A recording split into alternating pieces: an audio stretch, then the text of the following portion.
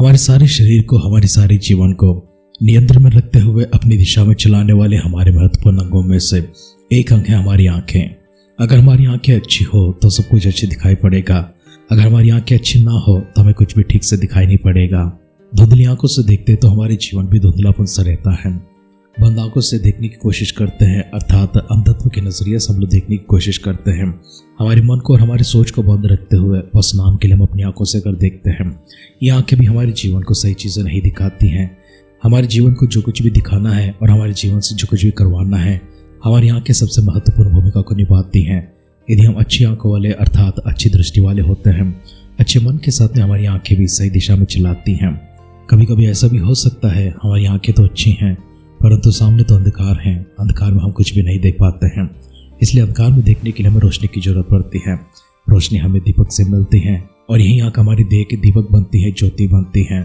दीपक के विषय में कभी गौर करते हैं तो परमेश्वर का वचन इस प्रकार से भी कहता है कि उनका वचन हमारे पांवों के लिए दीपक है। प्रभु यीशु मसीह ने हमारे बारे में ऐसे भी कहा है कि हम जगत की ज्योति हैं, हम इस अंधकार से भरे संसार को उजाला दिखाने वाले हैं। सही दीपक अगर हमारी है तो रोशनी भी अच्छी है, अगर दीपक सही नहीं है तो रोशनी भी सही नहीं है। अच्छी रोशनी में सब कुछ दिखाई पड़ता है, साफ साफ दिखाई पड़ता है। इसलिए हमें कोशिश करना है कि हम दीपकों के विषय में श्रद्धा को बरतें और सावधानी को बरतना चाहिए। हमारे दीपक हमेशा जलते रहे, हमारे दीपक हमेशा प्रकाशमान हो, हमारे दीपक हमेशा तेजोमय हो। हमारे दीपक के माध्यम से न केवल हमें रोशनी मिले परंतु दूसरों को भी रोशनी मिले। आइए दीपकों के विषय में परमेश्वर के शास्त्र भी किस प्रकार से उनके मंदिर में सबसे महत्वपूर्ण भूमिका निभाने वाली सारी चीज़ों में से दीपकों को परमेश्वर ने कौन से स्थान को दिया है और क्यों परमेश्वर दीपकों को ऐसे स्थान देते हैं। परमेश्वर हमारे जीवन में और भी क्या बातें करना चाहते हैं। मिलाप वाली तब परमेश्वर मूसा के साथ बातें कर रहे हैं और उनको कुछ बातें समझाने के लिए मूसा से कहते हैं। उन्हीं बातों के पास जाने से पहले हम परमेश्वर के सानिध्य में जाएंगे। हमेशा की तरह ही परमेश्वर से प्रार्थना करेंगे, उनसे ज्ञान के लिए और अभिषेक के लिए प्रार्थना करेंगे। परमेश्वर की आत्मा की सामर्थ हमको उतराने के लिए, अपनी अगुवाई में हम सबों को चलाने के लिए और हम सबसे बातें करते हुए हमारे जीवन को एक और दिशा में चलाने के लिए जो परमेश्वर की इच्छा के आधार पर हो और परमेश्वर के वचन के अनुसार हो, परमेश्वर को भावता हुआ एक बलियाग के रूप में हो। इसी प्रकार से परमेश्वर हमारी दिशा को बदलते हुए पाप भरी संसार से पवित्र संसार में लेकर जाने के लिए हम सबों को छूकर परमेश्वर की सामर्थ से, तंदुरुस्ती से भरने के लिए, सेहत से भरने के लिए अपने आशीषमान हाथ हम सबों के ऊपर रखते हुए एक और बार हम सबसे बातें करने के लिए अपने आप को दीन और नम्र करते हैं। आइए मिलकर परमेश्वर के सामने जाकर स्तुति आराधना की भेंट का समर्पण करते हुए धन्यवाद के साथ, आभार के साथ प्रार्थना निवेदनों को उनके पास लेकर चलें। मिलकर दुआ करते हैं। हमारी पर अनुग्रह दृष्टि को रखते हुए हमें आगे चलाने के लिए चाहत को रखे हुए हमसे प्रेम करते हुए फिर से एक बार हमारे बीच में उतरा हमारे स्वर्गीय पिता परमेश्वर, हम आपकी स्तुति करते हैं, महिमा करते हैं, प्रशंसा करते हैं। आराधना परमेश्वर आपकी करते हैं, गौरव आपकी करते हैं, प्रशंसा भी की करते हैं। परमेश्वर हमारे बीच में आप उतराने के लिए धन्यवाद करते हैं, आभार प्रकट करते हैं। बीते रात हमारे संग होकर अच्छी तरह प्रदान किए हैं और हम सबों को फिर से एक बार प्रभु जी अपने नए दिन में प्रवेश करवाए हैं। हमारे सामने रखे प्रभु जी इस उपहार के लिए, वर्तमान के इस दिन के लिए प्रभु जी और हमारे आने वाले भविष्य के लिए आप धन्यवाद करते हैं, स्तुति करते हैं। आगे के समय प्रभु अपनी सामर्थ से भर दीजिए, शक्ति से भर दीजिए। अपनी बलवंत हाथ हमारे ऊपर रखते हुए हमारी सारी कमजोरियों को, बीमारों को बिठाने के लिए प्रार्थना करते हैं। आपकी अगुवाई में और आपके उपदेशों में हम सबों को चलाते हुए वर्तमान के हमारे इस दिन में प्रभु जी और आने वाले भविष्य के लिए हम सब अपने आप को सिद्ध कर पाए। परमेश्वर आप हमसे बातें कर रहे हैं, सारे दर्दों को प्रभु जी मिटा रहे हैं, सारे कमजोरियों को दूर कर रहे हैं, सारे प्रयोजनों को परमेश्वर छूकर तंदुरुस्ती से भर रहे हैं। सभी को खुशी के साथ में, आनंद के साथ में भरपूरी देते हुए पवित्र आत्मा का विशेष अभिषेक के साथ प्रभु जी सबको छूकर परमेश्वर इस सुबह के समय हम सबसे बातें करने के लिए प्रभु जी आपको धन्यवाद करते हुए प्रार्थना सुनकर परमेश्वर अपने उत्तरों के लिए धन्यवाद करते हुए हमारे उद्धार करता प्रभु यीशु मसीह के नाम से इस प्रार्थना को मांगते हैं। सुन और कबूल कर पिता, आमेन, आमेन, आमेन। आध्यात्मिक जीवन की दैनिक खुराक सुन रहे हमारे सारे प्रिय श्रोताओं को, परमेश्वर के प्रिय भक्त गणों को प्रभु यीशु मसीह के नाम में प्यार भरा जय मसीह की सुप्रभातम और शुभोदय कहते हुए हम सबका मनपसंद ध्यान केंद्र आध्यात्मिक जीवन की दैनिक खुराक में और इस नए दिन में आप सबका स्वागत करते हैं। हमारी अध्ययन गिनतियों की किताब 8वें अध्याय में चल रही है। इसका पहला वचन से पढ़ते हुए हमारे अध्ययन को आगे बढ़ाते हैं। फिर यहोवा ने मूसा से कहा, हारून को समझा कर यह कह कि जब जब तू दीपकों को बारे तब तक सातों दीपक का प्रकाश दीवट के सामने हो। निदान हारून ने वैसा ही किया, अर्थात जो आगे यहोवा ने मूसा को दी थी उसी के अनुसार उसने दीपकों को बारा कि वे दीवट के सामने उजाला दे। और दीवट की बनावट यह थी, अर्थात यह पाए से लेकर पोलों तक गढ़े हुए सोने का बनाया गया था। जो नमूना यहोवा ने मूसा को दिखलाया था उसी के अनुसार उसने दीवट को बनाया। फिर यहोवा ने मूसा से कहा, इस्राएलियों के मध्य में से लेवियों को अलग करके शुद्ध कर। उन्हें शुद्ध करने के लिए तो ऐसा कर कि पावन करने वाला जल उन पर छिड़क दे। फिर वे सर्वांग मंडन कराए और वस्त्र धोए और वे अपने आप को स्वच्छ करें।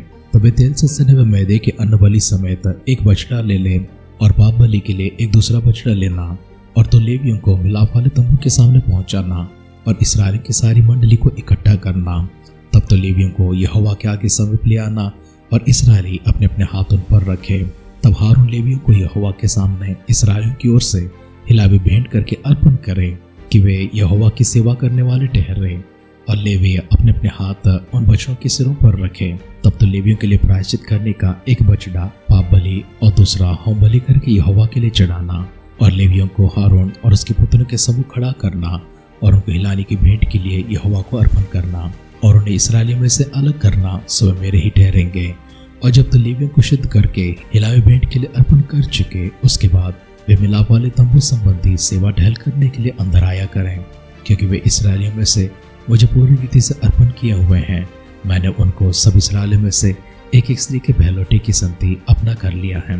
इस्राएलियों के पहलौठे चाहे मनुष्य के हों चाहे पशु के हों, सब मेरे हैं, क्योंकि मैंने उस समय अपने लिए पवित्र ठहराया था जब मैंने मिस्र में सब पहलौठों को मार डाला, और मैंने इस्राएलियों के सब पहलौठे के बदले लेवियों को लिया है। उन्हें लेकर मैंने हारून और उसके पुत्रों को इस्राएलियों में से दान करके दिया है कि वे मिलाप वाले तंबू में इस्राएलियों के निमित्त सेवकाई और प्रायश्चित किया करें। कहीं ऐसा ना हो कि जब इस्राएली पवित्र स्थान के समीप आए तब उन पर कोई महाविपत्ति आ पड़े। लेवियों के विषय यहोवा की आज्ञा पाकर मूसा और हारून और इस्राएलियों की सारी मंडली ने उनके साथ ठीक वैसा ही किया। लेवियों ने तो अपने आप को पाप से पावन किया और अपने वस्त्रों को धो डाला, और हारून ने उन्हें यहोवा के सामने हिलावे भेंट के लिए तर्पण किया और उन्हें शुद्ध करने को उनके लिए प्रायश्चित भी किया। और इसके बाद लेवी हारून और उसके पुत्रों के सामने मिलाप वाले तंबू में अपनी अपनी सेवकाई करने को गए, और जो आगे यहोवा ने मूसा को लेवियों के विषय में दी थी उसी के अनुसार वे उनसे व्यवहार करने लगे।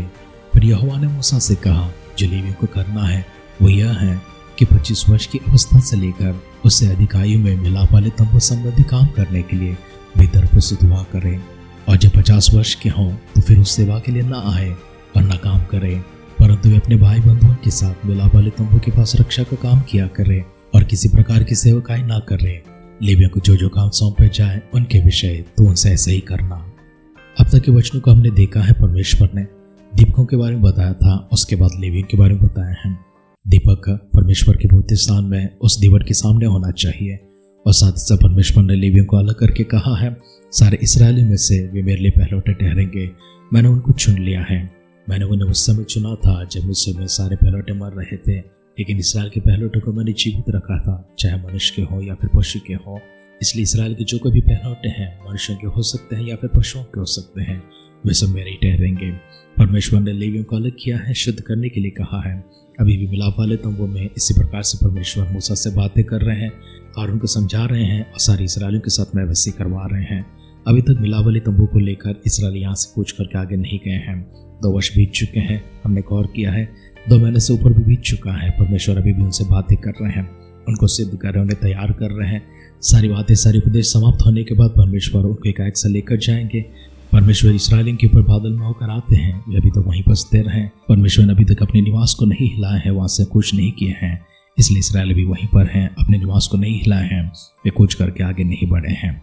खुदावंद के वचनों को और भी गौर करते रहेंगे। परमेश्वर के वचनों के आधार पर हमारे जीवन को भी अब जिस प्रकार हम दीपों के समान कहलाए गए हैं, उसी प्रकार से हम प्रकाश देते रहें, रोशन करते रहें, हम दूसरों के लिए तेजोमय बनते रहें। परमेश्वर का तेजोमय प्रकाशमान स्वरूप आपके ऊपर और मेरे ऊपर भी चमके, जिसके कारण से परमेश्वर आदर्श मार्गदर्शकों के रूप में खड़ा करे। परमेश्वर अपनी महिमा के लिए सभी को अपनी ओर आकर्षित करें। आइए मिलकर प्रार्थना करते हैं। सर्वशक्तिमान पिता परमेश्वर, धन्यवाद के साथ, आभार के साथ फिर से एक बार इन पवित्र वचनों के लिए, प्रभु इन सामर्थ्य वचनों के लिए आपको धन्यवाद करते हैं। आप हमारे बीच होकर प्रभु जी हमसे बातें किए हैं, इस्राएल के साथ में जैसी बातें उपदेश किए हैं वैसी बातें उपदेश हमसे भी कर रहे हैं, आगे भी हमसे करेंगे, इसके लिए शुक्र अदा करते हैं। वचन के आधार पर चलते हुए प्रभु यीशु मसीह के बादलों के आगमन के लिए अपने आप को सिद्ध कर पाए, इसलिए परमेश्वर वचन से प्रभु हमसे और भी बातें कीजिए, अपनी आत्मा को अगुवाई में चलाइए। आप प्रभु जी अपनी दिशा में हम सबको खड़ा करने के लिए प्रार्थना करते हैं। प्रभु यीशु मसीह के बादलों के आगमन प्रभु जी का विलंब होती है, कल सुबह फिर से एक बार हम सब लोग यहाँ पर एकत्रित होकर आपकी उपस्थित करने, आपकी महिमा करने, आपकी आराधना करने के लिए सजीवों की संख्या में रखें, आराधकों की संख्या में रखें। आपके पास न करने वाला, आपकी महिमा करने वाला, आपके भक्तों की झुंड में रखने के लिए दुआ करते हैं। अगर ऐसा ना हुआ, प्रभु यीशु मसीह के बादलों के आगमन में हम सबको स्वीकार करने के लिए दुआ करते हुए हमारी प्रार्थना प्रभु जी आपने सुनकर दिए उत्तर के लिए धन्यवाद करते हैं। हमारे उद्धारकर्ता प्रभु यीशु मसीह के नाम से इस प्रार्थना को मांगते हैं, सुनर कबूल कर पिता। आमेन, आमेन, आमेन। परमेश्वर जिस प्रकार से अपने आप को इस संसार में दीपक और रोशनी के रूप में प्रकट किए हैं और इस प्रकार से हमारे बारे में कहते हैं कि तुम जगत के लिए ज्योति हो, अंधकार और पाप से भरे हुए संसार में आप और मैं सच में परमेश्वर के लिए दीपक बन पाए, परमेश्वर के लिए ज्योति बन पाए और विनाश कर जाने वाली आत्माएं हमारे उजाला को देखकर परमेश्वर की ओर आकर्षित हो पाए। प्रभु यीशु मसीह के सलीब की ओर हम सब लोग अपनी दृष्टि को बढ़ाते हैं, हमारी यात्रा को बढ़ाएंगे, हमारी कदमों को दूसरे देख पाए, उसे जान पाए, उसे पहचान पाए और उन्हीं कदमों के आधार पर अपने जीवन को भी चला पाए जिससे हम स्वर पहुंचे और वे भी स्वर पहुंचे। हमारी सी दुआ कामना के साथ आज के ध्यान पर समाप्त करते हैं। आप सुनते रहिए, सुनाते रहिए आध्यात्मिक जीवन की दैनिक खुराक। कल फिर मिलेंगे। अपना ख्याल रखिए, अपनों का ख्याल रखिए, दूसरों का भी ख्याल रखिए। God bless you.